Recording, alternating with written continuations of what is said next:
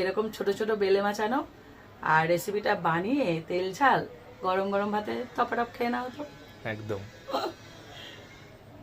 আজকে তোমাদেরকে একটা বেলে মাছের দারুণ রেসিপি শেয়ার করব।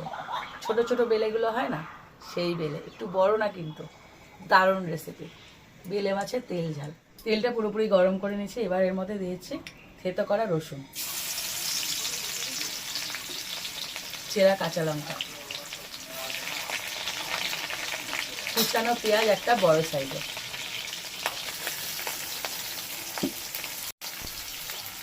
এবার এগুলোকে একটু ভেজে নেব।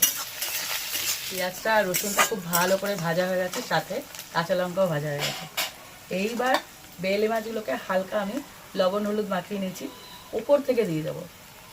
সবসময় ভেজে করো তো, এটা ভেজে করা হবে না, উপর থেকে দেবো। এই পুঁটি মাছের মতো দেখতে হয় একটা। নরম মাছ, খুব নরম মাছ। হালকা হাতে নাড়াচাড়া করতে মাছগুলোকে হালকা করে এপিট ওপিট পেঁয়াজের সাথে ভেজে নিয়েছি। এবার দিয়ে দেবো মশলাগুলো। খুব ছোট্ট রেসিপি বলো। ছোট্ট রেসিপি তো, আর এটা নরম মাছ তো খুব বেশি নাড়াচাড়া করা যায় না। দিচ্ছি লবণ, হলুদ গুঁড়ো। তেল ঝাল তো, একটু ঝাল ঝাল আর তেল তেল হবে।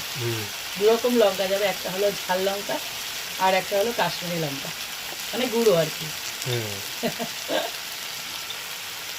এবার দিয়েছি ওপর থেকে টমেটো।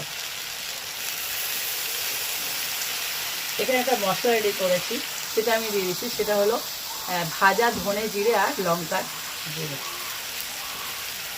এবার হালকা হাতে, একদম হালকা হাতে, যেহেতু নরম মাছ, ওপর নিচ করতে হবে।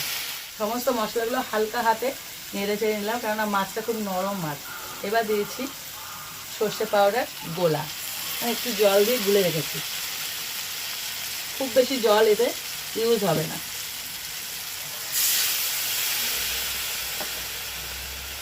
এবার না নাড়াচাড়া করা হবে না, মানে হালকা হাতে জাস্ট এরকম দুপাশ থেকে ধরে নেড়ে দিতে হবে, কেননা মাছটা খুব নরম মাছ।